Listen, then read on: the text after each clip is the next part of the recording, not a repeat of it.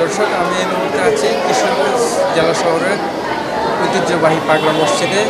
আপনারা জানেন এই মসজিদে 3 মাস অন্তর অন্তর দান সিন্ধুকগুলো খোলা হয়। এবার 3 মাস 13 দিন পর দান সিন্ধুকগুলো খোলা হয়েছে। আমরা আপনাদেরকে একটু ঘুরে দেখাতে চাই। সকাল থেকে এভাবে চলছে টাকা গণনা। আজ সকাল 7টার দিকে পাগলা মসজিদে 11টি দান বাক্স খোলা হয় এবং এই দান বাক্স থেকে টাকা সংগ্রহ করা হয়। সংগ্রহ করে পাওয়া যায় 29 বস্তা টাকা। এরপর থেকে বস্তাগুলো মসজিদের দ্বিতীয় তলা এনে গণনার কাজ শুরু হয়।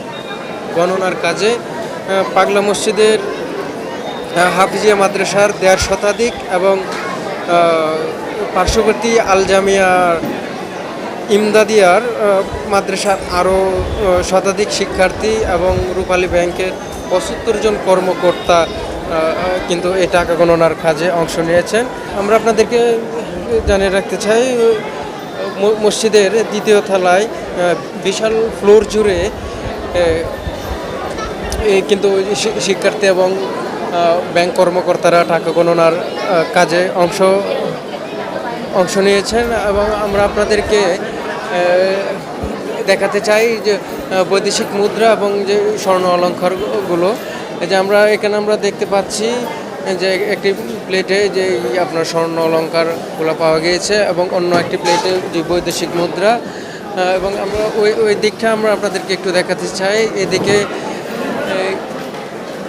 রূপালী ব্যাংকের 75 জন কর্মকর্তা টাকা গণনার কাজে অংশ নিয়েছেন এবং ওই পাশটা আমরা আপনাদেরকে একটু ঘুরে দেখাতে চাই।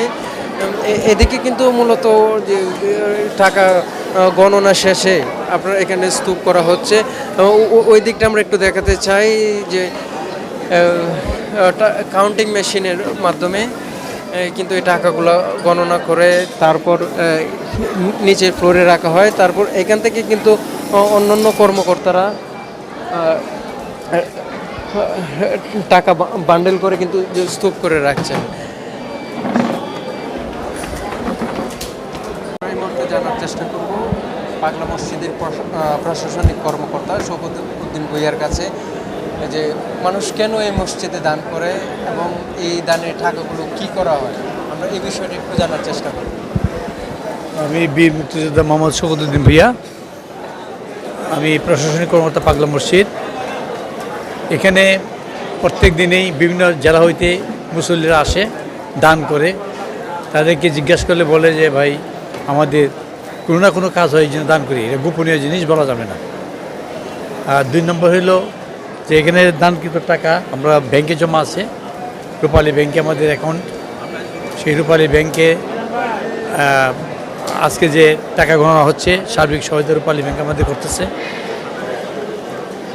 এবং টাকার অঙ্কটা আমি বলতে পারবো না, কারণ আমরা এখানে কর্মচারী কাজ করি। এটা জেলা প্রশাসক মহোদয় সভাপতি হিসাবে আর সেক্রেটারি সদর ইউনো, ওনারা দুজনই জানেন। এই জন্য আমি অঙ্কটা বলতে পারলাম না, দুঃখিত।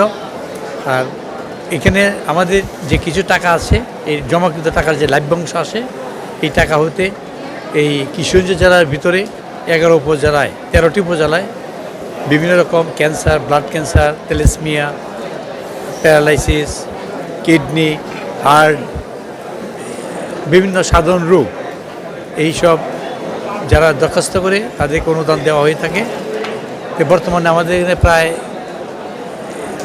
প্রায় 2000-এর মতো দরখাস্ত আছে। কিছুদিনের মধ্যে এটা প্রক্রিয়া আরম্ভ হয়ে দেওয়ার এই লাভ্যাংশ টাকাটা এই খাতে আমাদের দেওয়া হয়ে থাকে। আমরা কথা বলছিলাম পাগলা মসজিদের প্রশাসনিক কর্মকর্তা শওকত ভূঁইয়ার সাথে। তিনি আমাদেরকে যেমনটি জানিয়েছে টাকা গণনা শেষ হতে হতে কিন্তু রাত হয়ে যাবে, রাতে টাকার পরিমাণ জানা যাবে। কিশোরগঞ্জ থেকে এই ছিল আমার কাছে সর্বশেষ।